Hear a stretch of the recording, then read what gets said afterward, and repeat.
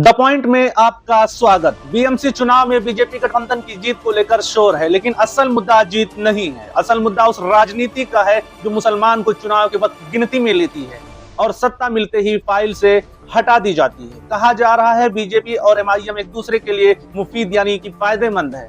80 और 20 का फार्मूला है, ध्रुवीकरण की स्क्रिप्ट है। लेकिन जरा रुकिए, सांस थामिए, रुकिए। इस बहस में एक बड़ा नाम जानबूझकर गायब है। खुद को सेकुलर कहने वाली पार्टियां जैसे कांग्रेस, एनसीपी, समाजवादी धारा के दल जो बरसों से कहते आए कि मुसलमानों का नेचुरल वोट हमारे पास है, जो सत्ता में रहे, सरकारों का हिस्सा रहे।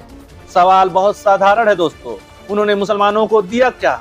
भीड़ से बचाने का कोई ठोस कानून दिया क्या? लिंचिंग रोकने के लिए सख्त व्यवस्था दी क्या? शिक्षा, रोजगार, सुरक्षा का कोई टिकाऊ मॉडल दिया क्या?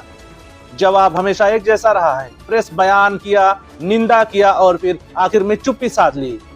अब एक सवाल और जो टीवी की बहसों में कभी नहीं दिखता, अगर मुसलमान कांग्रेस को वोट दे सकता है, एनसीपी को वोट दे सकता है, समाजवादी दलों को वोट दे सकता है, तो दूसरे समुदायों का वोट मुसलमानों के साथ क्यों नहीं आता? एमआईएम के साथ क्यों नहीं आ सकता? मेरा सवाल आपसे है। हर चुनाव में मुसलमान से कहा जाता है हमारे साथ चलो, लेकिन कभी यह क्यों नहीं कहा जाता हम तुम्हारे साथ चलेंगे? एक और तीखा सवाल जो आपके जहन को हिला कर रख देगा, अगर मुसलमानों का वोट इतना अहम है, इतनी बड़ी सेकुलर ताकत है, तो फिर मुसलमानों की अपनी पार्टी को 2-4 सीट देकर गठबंधन में जगह क्यों नहीं दी जाती? मुसलमानों का वोट चाहिए लेकिन हिस्सेदारी नहीं देंगे, समर्थन चाहिए लेकिन साझेदारी नहीं देंगे। यही हकीकत है दोस्तों। मुसलमानों से कहा जाता है मुख्य धारा में रहो, लेकिन उनकी पार्टी को मुख्य धारा में लाने से सबको घबराहट होती है।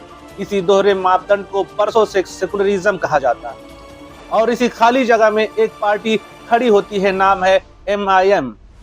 आप उससे सहमत हो या सहमत, लेकिन सच ये है आज संसद में, अदालत में और सड़क पर अगर कोई मुसलमान अपनी भाषा में अपने हक की बात करता दिखता है तो वह नाम ओवैसी है। जब सेकुलर पार्टियां कहती रही एडजस्ट कर लो, तब एमआईएम संविधान की बात करती रही। जब डराया गया ज्यादा बोलोगे तो नुकसान होगा, तब जवाब आया चुप रहोगे तो मिट जाओगे। एमआईएम पर ध्रुवीकरण का आरोप लगता है, लेकिन असली सवाल ये है, क्या हक मांगना ध्रुवीकरण है या डर के सहारे चुप कराना सेकुलरिज्म है?